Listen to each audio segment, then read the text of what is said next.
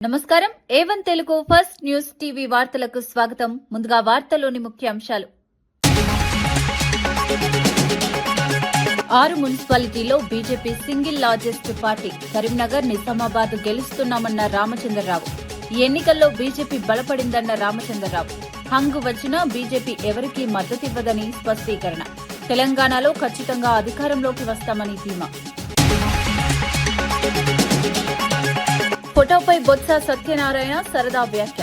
కథనాలు పర్వాలేదు, ఫోటో బాగా వేయండన్న బొత్స. అవసరమైతే ఫోటో నేనే పంపిస్తానని వ్యాఖ్య. బాధ్యతాయుత జర్నలిజం అవసరమని బొత్స సూచన. జగన్, చంద్రబాబు పాలనలే అప్పులకి కారణమన్న షర్మిల. ఆర్థిక విధానాలపై తీవ్ర విమర్శలు. బీజేపీకి దగ్గరైన నేతలపై షర్మిల ఫైర్. రాష్ట్ర ఆర్థిక స్థితిపై సమగ్ర చర్చ అవసరమని వ్యాఖ్య.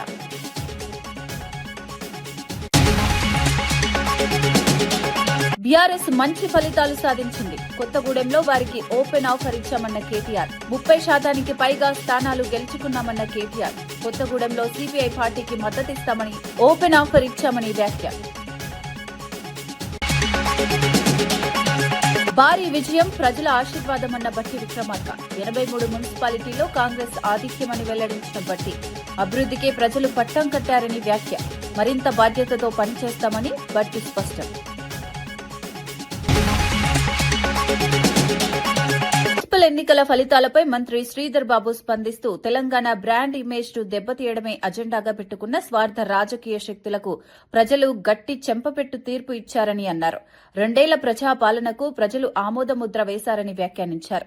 తమ ప్రభుత్వం అమలు చేస్తున్న సంక్షేమ, అభివృద్ది కార్యక్రమాలు నిజంగా ప్రజలకు చేరాయని ఈ ఫలితాలు స్పష్టం చేస్తున్నాయని తెలిపారు. గ్రామీణ, పట్టణ ప్రాంతాల్లో మౌలిక వసతులు, సంక్షేమ పథకాలు, పారదర్శక పాలనపై ప్రజలు విశ్వాసముంచారని చెప్పారు.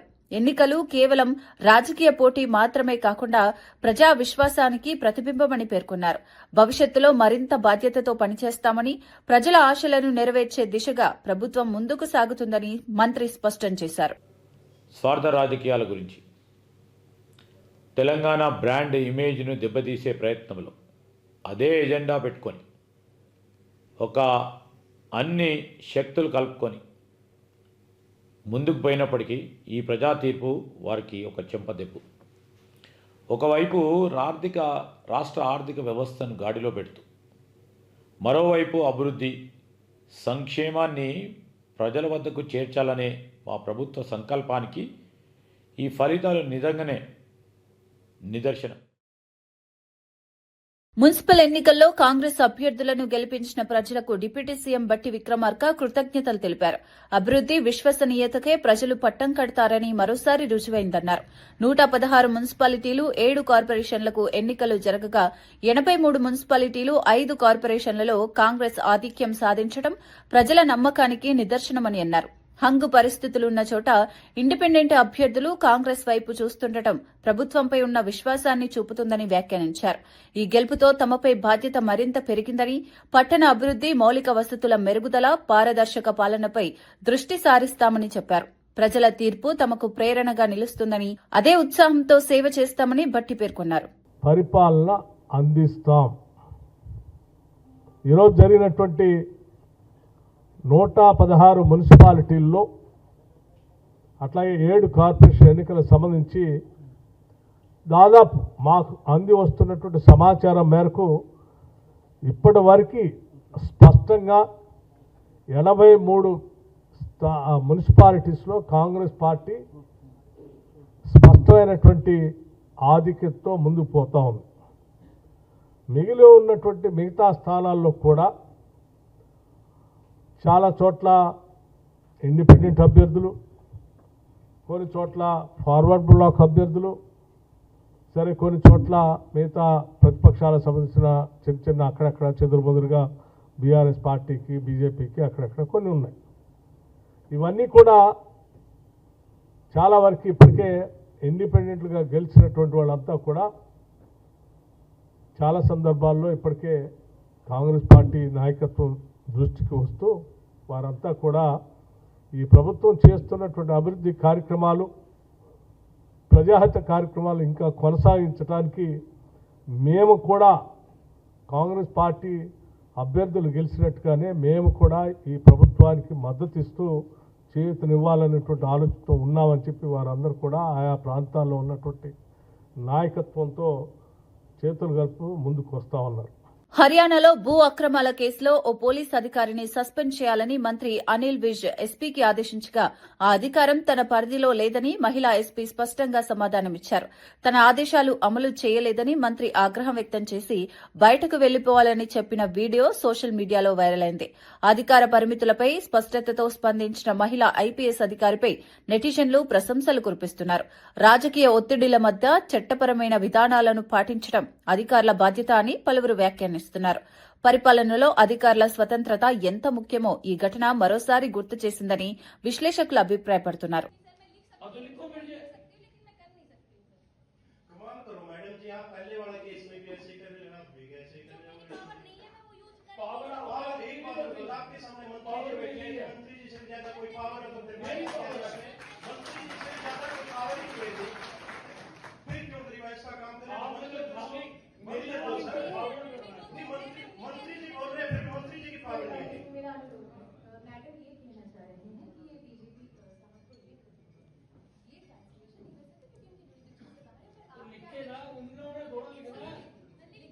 मेरा आर्डर लिखना है कि ग्रीवेंस कमेटी मीटिंग के चेयरमैन अनिल विज ने ये आदेश दिए इसको सस्पेंड किया. आप लिखो आपकी मेरा अगर इस बात में आप कह रहे हो मेरे पे पावर आपने बोलो मैंने आपने मेरे आर्डर ओबे करने हैं. आपने आर्डर थोड़ा देना. मैं कह रहा हूँ you write to the DGP कि मैंने ये आर्डर करे हैं इसको सस्पेंड किया. मैं देखूंगा रिपोर्ट नहीं करूंगा. కరీంనగర్ కార్పొరేషన్లో బీజేపీ ప్రభావం చూపుతోందని కేంద్ర మంత్రి బండి సంజయ్ సంచలన వ్యాఖ్యలు చేశారు. గెలిచిన ఇతర పార్టీ అభ్యర్థులు కూడా సహకారం అందిస్తామని ఫోన్ చేస్తున్నారని తెలిపారు. వారి మద్దతుతో కరీంనగర్ అభివృద్దిని లక్ష్యంగా పెట్టుకుని ముందుకు సాగుతామని చెప్పారు. ఇకపై రాజకీయ విమర్శలకు దూరంగా ఉండి అభివృద్ది రాజకీయాలపై దృష్టి సారిస్తామని స్పష్టం చేశారు. పట్టణంలో మౌలిక వసతులు, పారిశుద్ధ్యం, నీటి సరఫరా, రహదారుల మెరుగుదలపై ప్రాధాన్యత ఇస్తామని పేర్కొన్నారు. ప్రజల సహకారంతో అభివృద్ది సాధ్యమని, రాజకీయ విభేదాలను పక్కనబెట్టి కలిసి పనిచేయాల్సిన అవసరం ఉందని బండి సంజయ్ అన్నారు. ప్రజల అభివృద్ధి గురించి మాత్రమే మాట్లాడతాం. ఆ సునీల్ రావు గారికి చాలా మంది పరిచయం, మేయర్ కాబట్టి, ఈ కరీంనగర్ అభివృద్ధి చేసినటువంటి వ్యక్తి కాబట్టి, కరీంనగర్ మీద అభివృద్ధి మీద అవగాహన ఉన్న వ్యక్తి కాబట్టి, నిధుల విషయంలో అవగాహన ఉన్న వ్యక్తి కాబట్టి, వాళ్ళు చాలా మంది వారికి ఫోన్ చేసి మేము తప్పకుండా బీజేపీలోకి వస్తాం, బీజేపీకి మద్దతు ఇస్తామని చెప్పారు. ఎక్కడ ఆగం, పక్కా మద్దతు తీసుకుంటాం. వాళ్ళందరం కలిసి ఈ కరీంనగర్ను అభివృద్ధి చేయడమే లక్ష్యంగా మేము ముందుకు పోతాం. కొత్తగూడెం కార్పొరేషన్లో హంగ్ పరిస్థితి నెలకొనడంతో బీఆర్ఎస్ వర్కింగ్ ప్రెసిడెంట్ కేటీఆర్ సీపీఐకి మేయర్ పదవికి మద్దతిస్తున్నట్లు ప్రకటించారు. 60 స్థానాల్లో కాంగ్రెస్, సీపీఐ చెరో 22 స్థానాలు గెలుచుకోగా బీఆర్ఎస్ 8 స్థానాలు సాధించింది. బీజేపీ, సీపీఎం చెరో స్థానం గెలిచాయి. సింగరేణిలో జరుగుతున్న బొగ్గు కుంభకోణంపై అడ్డుకట్ట వేయాలంటే సీపీఐతో కలిసి పనిచేయాలని తాము నిర్ణయించుకున్నట్లు కేటీఆర్ తెలిపారు. కాంగ్రెస్, బీజేపీని ఎండగట్టడానికి ఈ ఆఫర్ ఇచ్చామని అన్నారు. ప్రజా ప్రయోజనాల కోసం రాజకీయ వ్యూహాలు అవసరమని, పట్టణ అభివృద్ది, పారదర్శక పాలన లక్ష్యంగా ముందుకు సాగుతామని కేటీఆర్ స్పష్టం చేశారు.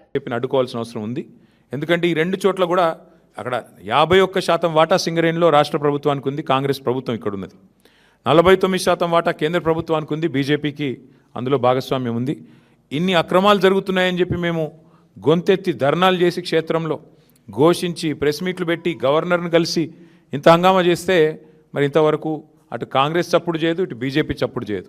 అందుకే మిత్రులు సిపిఐ రాష్ట్ర సెక్రటరీ మరి సాంబశివరావు గారికి నేను ఫోన్ చేసి చెప్పాను, మీరు కనుక తీసుకోవాలనుకుంటే కొత్తగూడెం కార్పొరేషన్ మీరు తీసుకోండి, మేము మద్దతు ఇస్తాం ఓపెన్గా అని చెప్పి కూడా వారికి చెప్పడం జరిగింది. ప్యూర్లీ ఒకటే ఉద్దేశం, సింగరేణిలో జరుగుతున్న దోపిడీని, సింగరేణి కేంద్రంగా ఉన్న కొత్తగూడెంలో తప్పకుండా అక్కడ మరి కాంగ్రెస్, బీజేపీని ఎండగట్టాలన్న ఉద్దేశంతోనే ఈ ఆఫర్ కూడా మేము ఇచ్చాము. అట్లా కలిసి వచ్చే లౌకిక పార్టీలు ఉంటాయి, చాలా రకరకాల కాంబినేషన్స్ ఉంటాయి. ఇవన్నీ కూడా చూసిన తర్వాత మేమైతే డెఫినెట్గా గట్టిగా పోరాడినాము, గట్టిగా క్షేత్రస్థాయిలో మా నాయకులు, మా కార్యకర్తలు కూడా బలంగా కొట్లాడారు. మున్సిపల్ ఎన్నికల ఫలితాలను బీజేపీ రాష్ట్ర అధ్యక్షుడు రామచంద్రరావు స్వాగతించారు. గత ఎన్నికలతో పోలిస్తే గత ఎన్నికలతో పోలిస్తే పార్టీ బలపడిందని ఆయన పేర్కొన్నారు. గతంలో 204 వార్డుల్లో మాత్రమే బీజేపీ గెలిచిందని, ఈసారి ఆశించిన ఫలితాలు వచ్చినట్లు తెలిపారు. అయితే కొన్ని జిల్లాల్లో ఊహించిన దానికంటే తక్కువ ఫలితాలు వచ్చాయని అంగీకరించారు. ప్రజల విశ్వాసాన్ని మరింత పెంచుకునే దిశగా పార్టీ కృషి చేస్తుందని చెప్పారు. స్థానిక స్థాయిలో బీజేపీ బలమైన ప్రత్యామ్నాయంగా ఎదుగుతోందని, భవిష్యత్తులో మరింత మెరుగైన ఫలితాలు సాధిస్తామని ధీమా వ్యక్తం చేశారు. పార్టీ కార్యకర్తల కృషి అభినందనీయమని కొనియాడారు. ప్రజా సమస్యలపై పోరాటం కొనసాగిస్తామని తెలిపారు. కొన్ని స్థానంలో మేము ఊహించిన దానికన్నా కొద్దిగా తక్కువ ఓట్లు వచ్చిండొచ్చు. దానికి కూడా మీకు కారణాలు విశ్లేషిస్తాను. మేము ఎలక్షన్స్ ఒక ప్రచారంలో మొత్తం తెలంగాణలో భారతీయ జనతా పార్టీ ఏం చేయబోతుంది, ఏం చేస్తుంది, మోదీ గారి నుంచి మేము ఏం తీసుకువస్తాము, ఏ అయితే మున్సిపాలిటీస్ని ఏ విధంగా మేము తీర్చిదిద్దుతాము అనేది మేనిఫెస్టోతో సహా ప్రభుత్వం చేసినటువంటి తప్పిదాలు ఈ రెండింటి మీద చార్జ్ షీట్ కూడా తీయడం జరిగింది. విజయం అందించినందుకు తెలంగాణ ప్రజలకు ఎమ్మెల్సీ అద్దంకి దయాకర్ కృతజ్ఞతలు తెలిపారు. CM Revanth Reddy, PCC chief Mahesh Kumar Goud, AICC in charge Meenakshi Natarajan సహా మంత్రులు, ఎంపీలు, ఎమ్మెల్యేలు, ఎమ్మెల్సీల సమిష్టి కృషి ఫలితంగా ఈ విజయం సాధ్యమైందన్నారు. కార్పొరేషన్లో బీఆర్ఎస్ కు గుండు సున్నా రావడం ప్రజల తీర్పునకు నిదర్శనమన్నారు. డబ్బులు పంచినా విజయాలు రాలేదని బీఆర్ఎస్ పై విమర్శించారు. కాంగ్రెస్ కు నష్టం కలిగించేందుకు బీజేపీ, బీఆర్ఎస్ వేసిన ఎత్తుగడలను ప్రజలు తిప్పికొట్టారని పేర్కొన్నారు. ఇది ప్రజాపాలనపై నమ్మకానికి సంకేతమని తెలిపారు. మున్సిపల్ వార్డులలోనూ కార్పొరేషన్ డివిజన్లలోనూ ప్రజలు తమ యొక్క తీర్పును స్పష్టంగా, కార్పొరేషన్స్ కూడా 4 కార్పొరేషన్లు ఈరోజు కాంగ్రెస్ పార్టీకి ఇచ్చినందుకు పట్టణ ప్రజలకున్న నమ్మకాన్ని ముఖ్యమంత్రి రేవంత్ రెడ్డి గారు ఎప్పుడు కూడా వమ్ము చేయడు. ఒక విజన్తోనే ఆయన ముందుకు పోతున్న పరిస్థితుల్లో నిన్నటికి నిన్న ఏ విధంగా ఒక కాన్ఫిడెన్స్ లెవెల్ను ఆయన పార్టీకి, ప్రజలకు కల్పించే ప్రయత్నం చేసిండో ఆ విధంగానే ప్రజలకు తన ఆశీర్వాదం ఉందని చెప్పి మీరందరూ కూడా ఈరోజు ఎన్నికల పడ్డ ఓట్ల ద్వారా తెలిపినందుకు కృతజ్ఞతలు. దీంట్లో పీసీసీ ప్రెసిడెంట్ మహేష్ కుమార్ గౌడ్ గారి నుంచి మొదలు పెడితే, ఇన్ఛార్జ్ మీనాక్షి నటరాజన్ గారి నుంచి మొదలు పెడితే ముఖ్యమంత్రి గారు, కేబినెట్ మంత్రులు, ఎమ్మెల్యేలు, ఎమ్మెల్సీలు, ఎంపీలు అందరూ పార్టీ శ్రేణులు, ఇన్ఛార్జిగా ఉన్న పార్టీ శ్రేణులంతా కూడా శక్తి వంచన లేకుండా ఇలా చేసిన కృషికి ఇలా ఒక ఫలితం వచ్చినట్టుగా మేము భావిస్తున్నాం. ఇదే ఊపుతో రేపు జీహెచ్ఎంసీతో పాటు ఇంకా లోకల్ బాడీ ఎలక్షన్స్ కూడా ఈరోజు సమర్థవంతంగా గెలిచేందుకు కాంగ్రెస్ పార్టీ శ్రేణులంతా కూడా ఒక నూతన ఉత్తేజంతో ఉన్న పరిస్థితిని ఈ విజయం మాకు కల్పించింది. అయితే బీజేపీ, బీఆర్ఎస్ ఓడినా మేమే గెలిచామని చెప్పుకోవడానికి పోటాపోటీ ప్రెస్ మీట్లతో చూస్తున్నాం హంగామా అంతా కూడా. గతంలో అధికార దుర్వినియోగం చేసి బీఆర్ఎస్ ఏ విధంగా మున్సిపాలిటీలు కైవసం చేసుకుందో దానికి భిన్నంగా నేరుగా స్పష్టంగా కాంగ్రెస్ పార్టీ అంతకంటే ఎక్కువ వార్డులను, ఎక్కువ డివిజన్లను గెలుచుకున్నది ఈరోజు. ఇంకా కార్పొరేషన్లో బీఆర్ఎస్ పరిస్థితి అయితే మరీ ఘోరం, గుండు సున్నా వచ్చిన పరిస్థితి ఉన్నది. ఎంపీల విషయంలో ఎట్లా వచ్చిందో ఈరోజు కార్పొరేషన్ల విషయంలో కూడా అలాగనే వచ్చింది. ఈ ఎన్నికల్లో నాకు తెలిసి, ఎందుకంటే నేను ఇన్ఛార్జిగా సిరిసిల్ల కూడా ఉన్న కొన్ని ప్రాంతాల్లో తిరిగిన, ఒక ఎన్నికకు 2 సార్లు పైసలు పంచినా వాళ్లకు పెద్ద విజయాలు రాలే. సిరిసిల్ల బోటాబోటిగా. శాసన మండలిలో ఎమ్మెల్సీ నాగబాబు చిన్నారులకు సోషల్ మీడియా దూరం చేయాలని కోరారు. 16 ఏళ్లలోపు పిల్లలను సైబర్ నేరాల నుంచి కాపాడేందుకు సోషల్ మీడియా వాడకాన్ని నిషేధించాలని సూచించారు. బ్లూవెల్, స్కల్ బ్రేకర్ వంటి ప్రమాదకర ఆన్లైన్ ఛాలెంజ్ల వల్ల చిన్నారులు మానసిక ఒత్తిడికి గురై ప్రాణాలు కోల్పోతున్నారని ఆవేదన వ్యక్తం చేశారు. ఆస్ట్రేలియా తరహాలో కఠిన చట్టాలు తీసుకురావాలని, విద్యార్థుల ట్యాబ్లలో కేవలం విద్యా సమాచారానికే పరిమితం చేయాలి. ప్రభుత్వం దీనిపై సమగ్ర విధానం ప్రకటించాలని డిమాండ్ చేశారు. పిల్లల భద్రతే ప్రాధాన్యమని చెప్పారు. ఈ సోషల్ మీడియా అరికట్టే విధంగా పిల్లలకి అందకుండా ఉండే విధంగా చట్టాలు తీసుకొస్తున్నారు అధ్యక్ష. ఆ విషయంలో చంద్రబాబు నాయుడు గారు మన గౌరవ సీఎం గారు చెప్పినట్టు అది మంచి ఇనిషియేటివ్ అధ్యక్ష. అది తొందరగా తీసుకురావాలని కోరుతున్నాం. ఎందుకంటే అధ్యక్ష ఇంతకుముందు మనం చూసాం ఈ డిఫరెంట్ కాన్సెప్ట్స్, బ్లూ వేల్ ఛాలెంజ్ అని ఒకటి, ఎంతోమంది పిల్లలు సూసైడ్ చేసి చనిపోయారు అధ్యక్ష బ్లూ వేల్ కాన్సెప్ట్లో. అదేవిధంగా మోమో ఛాలెంజ్ అంటారు, స్కల్ బ్రేకర్ ఛాలెంజ్ అంటారు, ఫైర్ ఛాలెంజ్ అంటారు. అంటే చుట్టూ నిప్పులు అంటించేసుకొని ఎక్కువసేపు సోషల్ మీడియాలో కనపడితే అదొక క్రేజీ థింగ్, వాడికి ఏదో ఒక అప్రిసియేషన్. ఇలాంటి వీటికి చిన్నపిల్లలు గురైపోతున్నారు అధ్యక్ష. అయితే నాకు చెప్పిన దీన్ని బట్టి ఏంటంటే, ఇప్పుడు లోకేష్ గారు కూడా ఐటీ మినిస్టర్ గారు ఉన్నారు, అనిత గారు ఉన్నారు, అవగాహన కార్యక్రమాలు రూపొందించిన విధంగా హర్షించదగ్గ విషయం అధ్యక్ష. I really appreciate them. ఇది ఖచ్చితంగా మాత్రం ఇది చాలా ఇంకా స్ట్రిక్ట్గా గట్టిగా. ములుగు మున్సిపాలిటీ తొలి ఎన్నికల్లో కాంగ్రెస్ పార్టీ స్పష్టమైన మెజారిటీతో విజయం సాధించింది. మొత్తం 20 వార్డుల్లో 12 స్థానాలను కైవసం చేసుకుని ఆధిపత్యం చాటుకుంది. బీఆర్ఎస్ 5, బీజేపీ 1, ఇతరులు 2 చోట్ల గెలిచారు. ఈ విజయంపై మంత్రి సీతక్క హర్షం వ్యక్తం చేస్తూ ఇది ప్రజల ఆకాంక్షల విజయమని పేర్కొన్నారు. ప్రభుత్వ సంక్షేమ పథకాలకు దక్కిన గుర్తింపే ఈ ఫలితమన్నారు. గెలిచిన కౌన్సిలర్లు ప్రజలకు అందుబాటులో ఉండి పట్టణ అభివృద్దికి కృషి చేయాలని సూచించారు. ప్రజా మద్దతుతో మరింత అభివృద్ది సాధిస్తామని కాంగ్రెస్ నేతలు ధీమా వ్యక్తం చేశారు. అంకిత భావంతో పార్టీ నిర్ణయానికి కట్టుబడి మరి ఇంకా 3 సంవత్సరాలు కాంగ్రెస్ అధికారంలో ఉన్నది, మళ్ళీ వచ్చేది కూడా కాంగ్రెస్. కాబట్టి ప్రతి ఒక్కరూ పార్టీ నిర్ణయానికి కట్టుబడి ఉండాలని మేము అభ్యర్థులు కూడా చెప్పుకోవాలి. మాకిది మాకాలి అని పోటాపోటీ కాకుండా పార్టీ నిర్ణయం మేరకు, పార్టీ భవిష్యత్తు మేరకు, పార్టీ బలోపేతం మేరకు, పార్టీ సిద్ధాంతం మేరకు అందరూ కలిసికట్టుగా పనిచేయాలని కోరుకుంటూ 16వ తారీఖు నాడు మరి ఎన్నిక ఉంటుంది. చైర్మన్, వైస్ చైర్మన్, ఇతర కౌన్సిల్ మెంబర్స్. కాబట్టి అందరూ కూడా పార్టీ నిర్ణయానికి కట్టుబడి ఉండాలి. సంపూర్ణ మెజార్టీ వచ్చినా కూడా ఒకనాడు అందరం కలిసిమెలిసి ఉండడం అనేది చాలా అవసరం. ఈ పట్టణాన్ని అభివృద్ధి చేయాలని వాస్తవానికి మాస్టర్ ప్లాన్ కోసం మరి ఒక ఏజెన్సీ కూడా ఈరోజు పిలవడం జరిగింది. ఈ ఎన్నికల్లో మనం ఈ రిజల్ట్ అడవుల్లో ఉన్నాం. ఇప్పటికే మనము అంటే రిజల్ట్ తొందరగా అయిపోతే వేరే పని అనుకున్నాం, కానీ మరి కొద్దిగా డిలే అయినప్పటికీ కూడా నేను అందరికీ ఒకటే చెప్తున్నా, ఇక్కడ నాయకులకు కానీ గెలిచినటువంటి అభ్యర్థులకు కానీ పార్టీ పట్ల అంకిత భావం, సిన్సియారిటీ, గెలవక ముందు ఒక రకంగా, గెలిచినాక ఒక రకంగా, సీట్ రాక ముందు ఒక రకంగా, సీట్ వచ్చినాక ఒక రకంగా, ఇలాంటి అస్సలే చేయకూడదు. ఖచ్చితంగా అందరికి వింపు కూడా జారీ చేస్తాం. తప్పుడు పనులు చేస్తే వాళ్ళ సభ్యత్వం కూడా పోతాం. కాబట్టి మరి ఎవరు ఇవాళ అక్కడ గెలిచినటువంటి వాళ్ళు కూడా మరి ఈ రోజు ఇద్దరు ఇండిపెండెంట్ కూడా ఉన్నారు. వాళ్ళందరూ కూడా గతంలో కానీ మొన్న కానీ మన పార్టీ టికెట్ అడిగినటువంటి వాళ్ళే. ఇంకో ఇతర పార్టీలలో మనం టికెట్ ఇవ్వకపోతే అటువైపు గెలిచినటువంటి వాళ్ళే.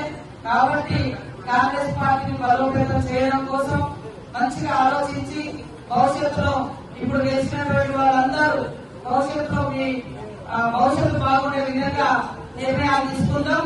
వైఎస్ జగన్, చంద్రబాబు నాయుడు ఇద్దరి పాలనల వల్లే ఆంధ్రప్రదేశ్ రాష్ట్రం అప్పుల ఊబిలో కూరుకుపోయిందని వైఎస్ షర్మిల తీవ్ర విమర్శలు చేశారు. అధ్వానమైన ఆర్థిక విధానాలతో రాష్ట్రాన్ని భారీ అప్పుల్లోకి నెట్టారని ఆరోపించారు. జాతీయ ఉపాధి హామీ పథకానికి పేరు మార్పు చేస్తున్న పార్లమెంట్లో ప్రశ్నించే ధైర్యం ఏ పార్టీకి లేదని విమర్శించారు.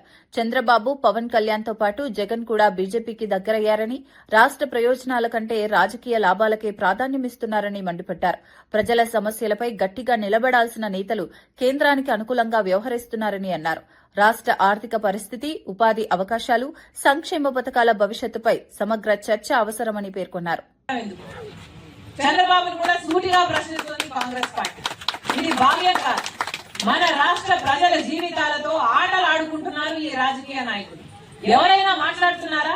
కూటమి సర్కార్ ఎలాగో మాట్లాడు, చంద్రబాబు గారు, పవన్ కళ్యాణ్ గారు బీజేపీ మీద ఎలాగో మాట్లాడు, కనీసం జగన్మోహన్ రెడ్డి గారైనా మాట్లాడుతున్నారంటే ఆయన కూడా మాట్లాడటం లేదు. ఎందుకంటే ఆయన కూడా బీజేపీకి అమ్ముడుపోయాడు కాబట్టి, ఆయన కూడా బీజేపీ మోడీ దత్తపుత్రుడు కాబట్టి, ఆయన కూడా బీజేపీకి బినామీగా మారాడు కాబట్టి.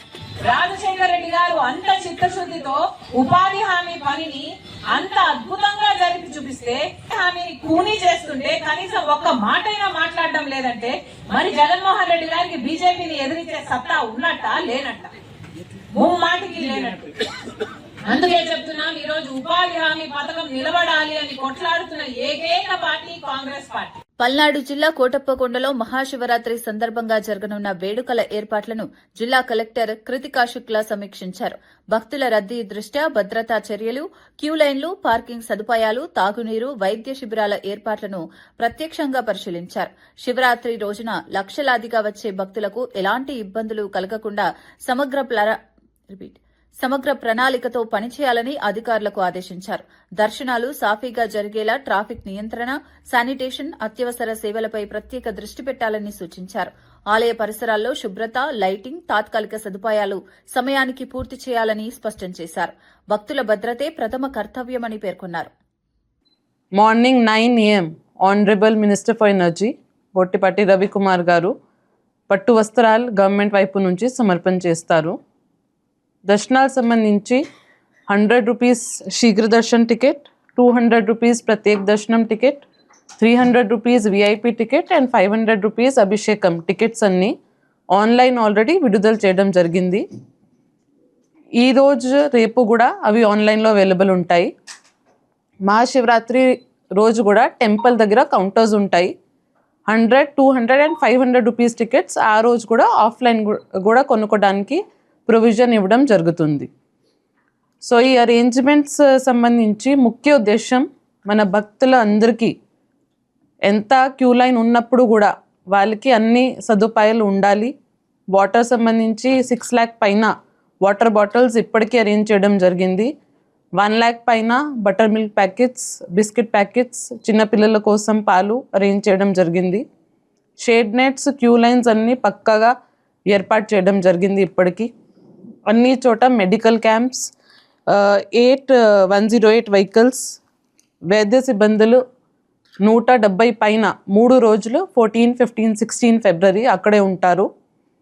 దీంతో పాటు శానిటేషన్ సంబంధించి ఎండోమెంట్ స్టాఫ్తో పాటు పైన అప్ హిల్స్లో పిడుగురాల మరియు వినుకొండ మున్సిపాలిటీ నుంచి 100 మంది శానిటేషన్ వర్కర్స్ని డిప్లాయ్ చేయడం జరిగింది. డౌన్ హిల్లో చుట్టుపక్కల పంచాయత్స్ నుంచి మరియు చిలుకలూరుపేట్ అండ్ సత్తన్పల్లి మున్సిపాలిటీ నుంచి 600 మంది పైన శానిటేషన్ వర్కర్స్ని 3 రోజు 14, 15, 16th షిఫ్ట్ సిస్టంలో 8 hours షిఫ్ట్స్లో డిప్లాయ్ చేయడం జరిగింది. దీంతో పాటు ఎలక్ట్రిసిటీ కనెక్షన్ చాలా చోట పార్కింగ్ పెట్టడం జరుగుతుంది. బేదింగ్ గార్డ్స్ పెట్టాము కాబట్టి, బస్ పార్కింగ్ ఏరియాస్ ఉన్నాయి కాబట్టి, రాత్రి వరకు దర్శనాలు ఉంటాయి కాబట్టి 3400 లొకేషన్స్లో లైటింగ్ పెట్టడం జరిగింది. దాంతోపాటు సపోర్ట్ చేయడానికి జనరేటర్ ట్రాన్స్ఫార్మర్స్ కూడా అన్నీ ఏర్పాటు చేయడం జరిగింది. ఫైర్ టెండర్స్ కూడా, ఫైర్ ఇంజిన్స్ ప్రభల్ దగ్గర 1, పైన టెంపుల్ దగ్గర 1, ఇంకా 2 bus parking and car parking ఏరియాస్లో పెట్టడం జరిగింది. ఆస్కా lights, fire extinguishers, bullet fire extinguishers మరియు వాళ్ళ మ్యాన్ పవర్ అన్ని చుట్టుపక్కల జిల్లాల నుంచి ఇక్కడికి డిప్లాయ్ చేయడం జరిగింది. దీంతోపాటు ప్రసాదం గురించి ఈసారి అందరికీ ఉచితంగా ఒక లడ్డు ప్రసాదం వాళ్ళ క్యూ లైన్లో ఎగ్జిట్ పాయింట్లో కూడా ఇవ్వడం జరిగింది. పర్చేజ్ కోసం కూడా ప్రసాదం కొనుక్కోవడానికి కూడా 10 కౌంటర్స్ ఏర్పాటు చేయడం జరిగింది. అన్ని చోట సీసీ కెమెరాస్ ఏర్పాటు చేసాము. పైన 100 పైన సీసీ కెమెరాస్ ఉన్నాయి. కంట్రోల్ రూమ్ కూడా పోలీస్ అండ్ డిస్ట్రిక్ట్ అడ్మినిస్ట్రేషన్కి కంబైన్డ్ కంట్రోల్ రూమ్ 1 పైన అప్ హిల్లో, 1 డౌన్ హిల్లో ఏర్పాటు చేయడం జరిగింది. 600 పైన వాలంటీర్స్ కూడా ఇప్పటికీ రిజిస్టర్ అయ్యారు. దీంతో పాటు NCC and scouts and guides వాళ్ళు కూడా స్టూడెంట్స్ అందరూ వచ్చి క్యూ లైన్ మెయింటెనెన్స్లో లేదా జనరల్ సోషల్ సర్వీస్లో కూడా వాళ్ళు ఆ రోజు హెల్ప్ చేయడానికి, కాంట్రిబ్యూట్ చేయడానికి వస్తారు. పార్కింగ్ అండ్ రూట్ ప్లాన్ సంబంధించి అందరికీ తెలుసు. ప్రతి సంవత్సరం మనకి ఒకే టైం అంటే ఈవినింగ్ టైం ప్రభల్ ఎక్కువ వస్తాయి. 23 ఇప్పటికీ రిజిస్టర్ అయినాయి ఎలక్ట్రిఫైడ్ ప్రభల్స్. పిఠాపురం పాదగయ పుణ్యక్షేత్రంలో మహాశివరాత్రి మహోత్సవాలు ఘనంగా ప్రారంభమయ్యాయి. డిప్యూటీ సీఎం పవన్ కళ్యాణ్ తరపున డీసీసీబీ చైర్మన్ తుమ్మల బాబు, మాజీ ఎమ్మెల్యే పెండెం దొరబాబు పట్టు వస్త్రాలు సమర్పించారు. మహాశివరాత్రి సందర్భంగా ప్రత్యేక పూజలు, అభిషేకాలు, రాత్రి జాగరణ కార్యక్రమాలు నిర్వహించనున్నారు. 15న పవిత్ర స్నానాలు, 16న రథోత్సవం, 18న తెప్పోత్సవం నిర్వహించనున్నట్లు దేవస్థాన అధికారులు తెలిపారు. లక్షలాదిగా తరలివచ్చే భక్తుల కోసం అన్నప్రసాదం, త్రాగునీరు, వైద్య సదుపాయాలు, క్యూలైన్ల ఏర్పాటు చేసినట్లు వెల్లడించారు. భక్తులకు ఇబ్బంది లేకుండా అన్ని శాఖల సమన్వయంతో ఏర్పాట్లు పూర్తి చేసినట్లు అధికారులు పేర్కొన్నారు. పీఠాల్లో ఒక శక్తివంతమైన పీఠంగా వర్ధిల్లుతున్నటువంటి ఈ పీఠికాపురంలో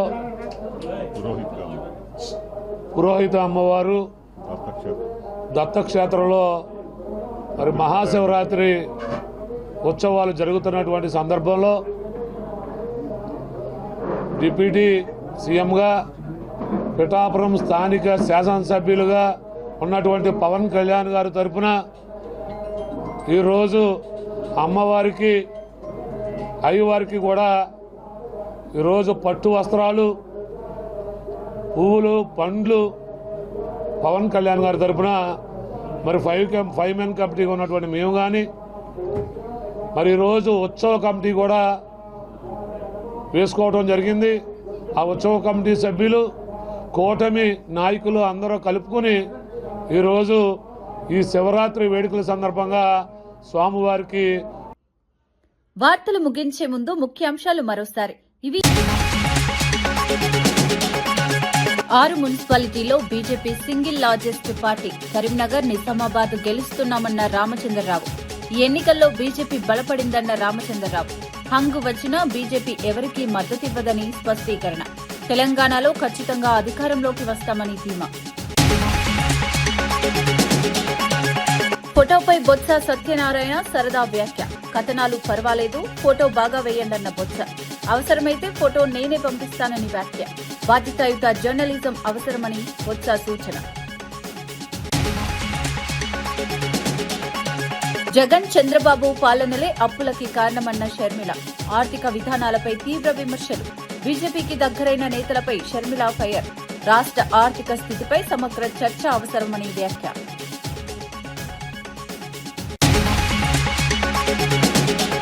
బీఆర్ఎస్ మంచి ఫలితాలు సాధించింది. కొత్తగూడెంలో వారికి ఓపెన్ ఆఫర్ ఇచ్చామన్న కేటీఆర్. 30% పైగా స్థానాలు గెలుచుకున్నామన్న కేటీఆర్. కొత్తగూడెంలో సిపిఐ పార్టీకి మద్దతిస్తామని ఓపెన్ ఆఫర్ ఇచ్చామని వ్యాఖ్య. భారీ విజయం, ప్రజల ఆశీర్వాదమన్న బట్టి విక్రమార్క. 83 మున్సిపాలిటీల్లో కాంగ్రెస్ ఆధిక్యమని వెల్లడించిన బట్టి. అభివృద్ధికే ప్రజలు పట్టం కట్టారని వ్యాఖ్య. మరింత బాధ్యతతో పనిచేస్తామని బట్టి స్పష్టం.